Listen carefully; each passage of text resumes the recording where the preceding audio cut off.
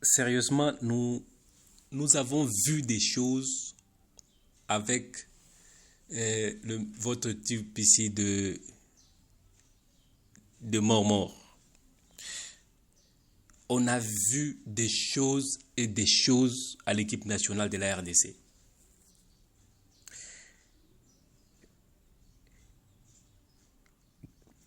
Qui, qui se rappelle vraiment de...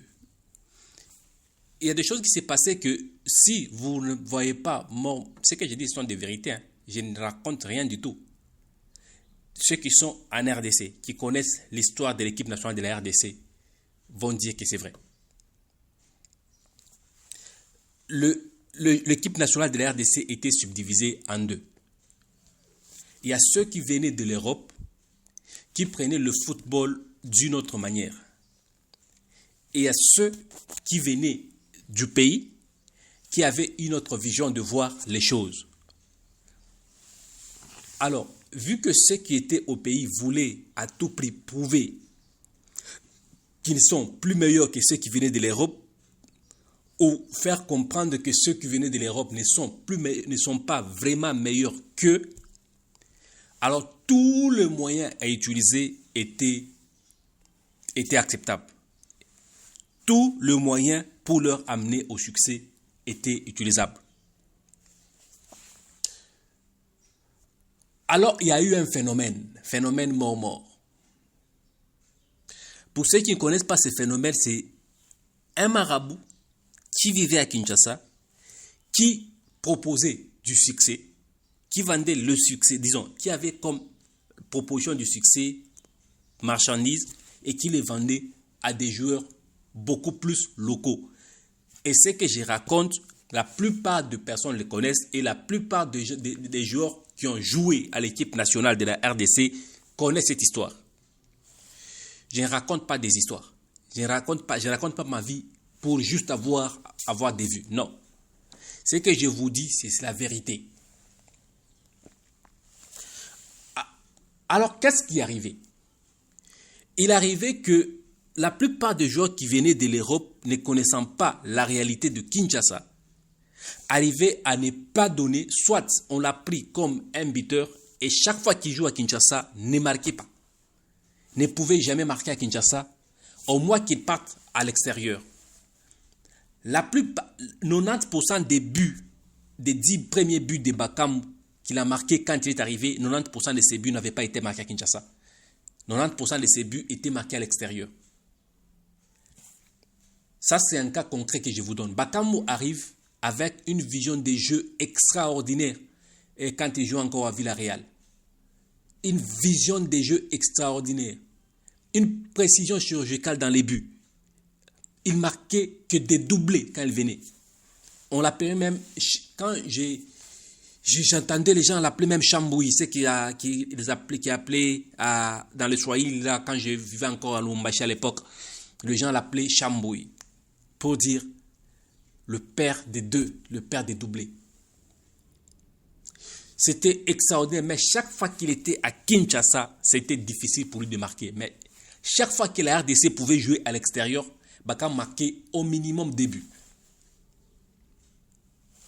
Ce n'était pas un phénomène anodin.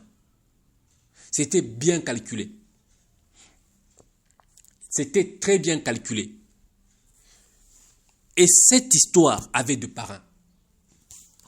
Pour arriver à voir, d'abord ces moments où tu ne peux pas y aller seul parce qu'il avait des acolytes. Il faudrait que tu sois parrainé pour y aller. Et le parrain qui t'amène là-bas a un pourcentage. Et c'est ce parrain qui va faire le tout pour que tu aies d'abord une place à l'équipe nationale.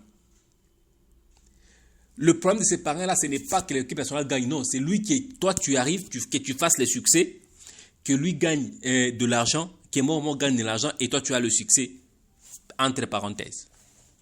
J'ai dit entre parenthèses, pourquoi? Parce que la plupart de ces gens qui sont passés par là, presque tous, ont mal fini.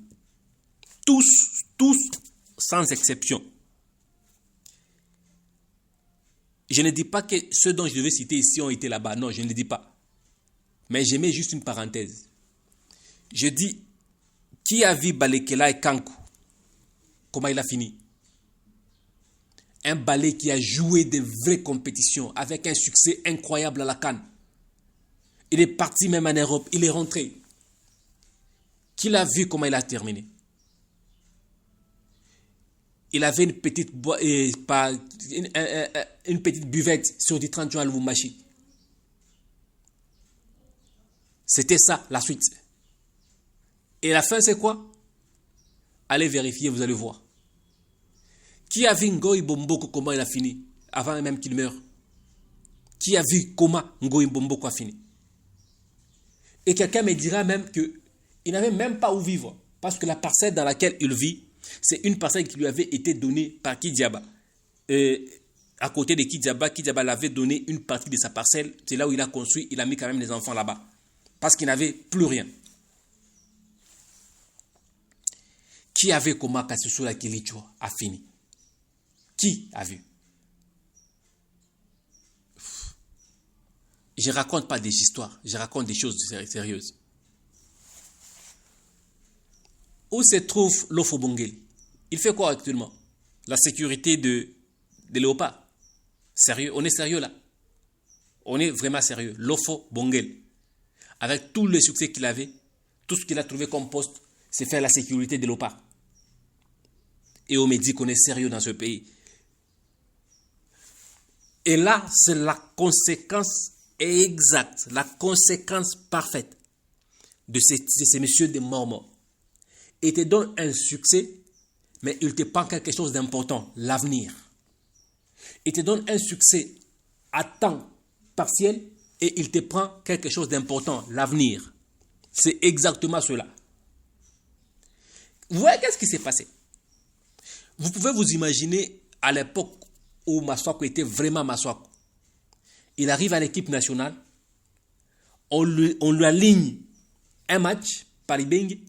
Massakou fait des bêtises comme pas possible, mais à l'époque, c'est l'époque où Massakou était vraiment au top de son niveau. Pour que Likonza de Vita prenne le poste et toute la CAN prenne le poste et mette Massakou sur le banc à vie, jusqu'à la fin de Ibenge. Vous pensez que c'était anodin? Je ne dis pas que Ibenge était client là-bas, non. C'est dit que les clients de là ont fait à ce que Massakou ne soit pas bon sur le terrain, et Ibenge étant coach, il voit que Massakou n'est pas bon sur le terrain, et c'est vrai, il ne donne pas.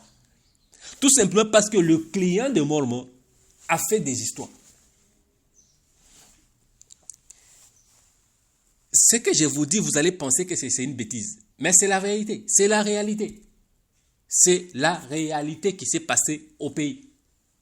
Mais depuis un certain temps, les joueurs locaux ne font plus partie de cette équipe nationale. Mais vous voyez la manière dont les joueurs jouent. Que ce soit à Kinshasa, que ce soit à l'extérieur de Kinshasa. Vous voyez le niveau et la qualité des jeux. Vous voyez le niveau de jeu et la qualité de jeu. Le résultat, vous le voyez. On a un résultat tout simplement parce que les clients de Mormo ne sont pas à la préparation de tout le match de Léopard. Quand Léopard prépare leur match, les clients de Mormo ne sont pas là. Ils ne font pas leur truc. On est arrivé à un certain temps où il y a des choses que je veux dire, mais je me réserve. Je me réserve à le dire. Mais la vérité, c'est que et maintenant, les parents de ces clients des Mormons sont en train de vouloir à ce que leurs clients viennent encore à l'équipe nationale pour nous créer encore de problèmes. Mais leur problème, ce n'est pas ça. Leur problème, c'est avoir de l'argent. Et il fut un temps où le général Tango Fort était parti menacer Mormon, tout simplement parce que Mormon voulait qu'un joueur de Vita respecte son contrat avec lui en quittant le Chan. Le contrat était qu'il fasse le succès au Chan, mais tout ce qu'il aura comme bien au Chan, il devait le retourner à Mormon. C'était le contrat. Et après le Chan, on leur avait donné je pense que c'était des véhicules, des jeeps, j'oublie la marque, mais c'était des jeeps qu'on leur avait donné, que Mormon avait réclamé à ces joueurs de Vita. Et ces joueurs avaient donné même à Mormon. Et le général Tango Fort était parti lui-même en personne chez Mormon, menacer Mormon et récupérer la jeep, retourner aux joueurs. Et c'était la fin de la carrière du joueur. Et aujourd'hui, tout le monde sait ce qu'il fait. Je ne veux pas, j'ai mis une entre parenthèses. Tout le monde sait ce qui est devenu ces joueurs. Et ça, c'est le résultat de la présence des clients des morts dans la sélection nationale. Leur absence nous a permis d'évoluer, d'aller de l'avant et de devenir beaucoup plus meilleurs. Mais on veut encore nous retourner dans cette histoire par certaines personnes. On nous demande pourquoi est-ce que les joueurs locaux ne sont pas dans cette sélection. Sans championnat, on veut nous amener les gens qui iront chercher le succès chez Momo et pénaliser les autres joueurs qui viennent de l'Europe, tout simplement parce qu'ils ont besoin de succès et leurs parents ont besoin d'argent. On nous prend pourquoi pour des qui là? On nous prend pour des qui là? Écoutez, chers messieurs, organisez votre championnat, faites en sorte que votre championnat redevienne sérieux et ceux qui vont s'en sortir dans ce championnat auront de la chance d'avoir de la vitrine et après avoir vu la vitrine par d'autres championnats, par d'autres clubs, ils seront sélectionnés et ils viendront jouer à l'équipe nationale. Arrêtez de nous amener des histoires. Arrêtez de nous amener des histoires avec votre histoire de mort.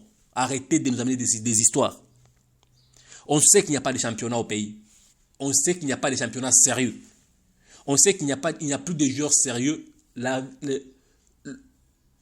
le championnat. Même des joueurs étrangers sérieux, il n'y a pas de championnat. La preuve est là. Même Mazembe n'arrive à aller nulle part. Tout simplement parce qu'il n'y a plus de joueurs sérieux dans ces championnats. Il n'y a plus de joueurs sérieux, même des joueurs étrangers sérieux, il n'y en a plus comme il y en avait à l'époque. À l'époque, le championnat congolais a attiré tout le meilleur talent d'Afrique vers ici. Tout le meilleur talent d'Afrique venait. Et certains meilleurs talents évoluant en Europe revenaient pour aller jouer chez Mazembe. Mais depuis un certain temps, Mazembe a chuté et ces talents ne viennent plus. Mais c'est de ces championnats-là que vous nous demandez de prendre ces joueurs pour remplacer quelqu'un de sérieux. On dit, ok, on ne doit pas prendre Joris KMB pour aller recruter un joueur qui vient de Vita. Vous nous prenez pour qui là? Quel joueur qu'on va prendre à Vita pour remplacer Joris? Quel joueur qu'on va prendre chez Vita, chez Mazembe, chez DSMP, chez Maniema Union pour remplacer Troisième? On est sérieux là. Vous voulez nous prendre un joueur qui n'a rien dans les jambes, à qui on va donner des histoires et qui viendra nous compliquer la vie avec des jeunes gens qui viennent de l'Europe qui ne connaissent pas cette vie-là. Qui ne connaissent pas ça. Et pour le foot, c'est un sport, c'est un travail. Ils le font, ils travaillent dur pour ça. On veut nous prendre quelqu'un qui ne travaille vraiment pas, qui passe tout son temps à prendre de l'alcool et qui vient sans entraînement au jour du match, après avoir été chargé des histoires à Kinshasa ici, par moment, et puis ils viennent nous compliquer la vie. On nous prend au sérieux. Nous, on croit, moi personnellement, je pense qu'il n'est pas encore le moment de prendre les joueurs locaux dans cette équipe nationale. On laisse d'abord cette équipe évoluer telle que Sébastien Desabre ne cède plus à la pression. On dit non à la pression. On ne doit pas céder à cette pression-là. L'équipe nationale doit évoluer telle que d'abord, jusqu'à ce qu'on soit stable. Et c'est ma façon de voir les choses et je la partage. Vous avez une idée contraire, merci de me les mettre en commentaire. Et vous êtes nouveau, je vous demanderai de bien vouloir vous abonner pour ne pas manquer nos prochaines publications. Merci et à la prochaine.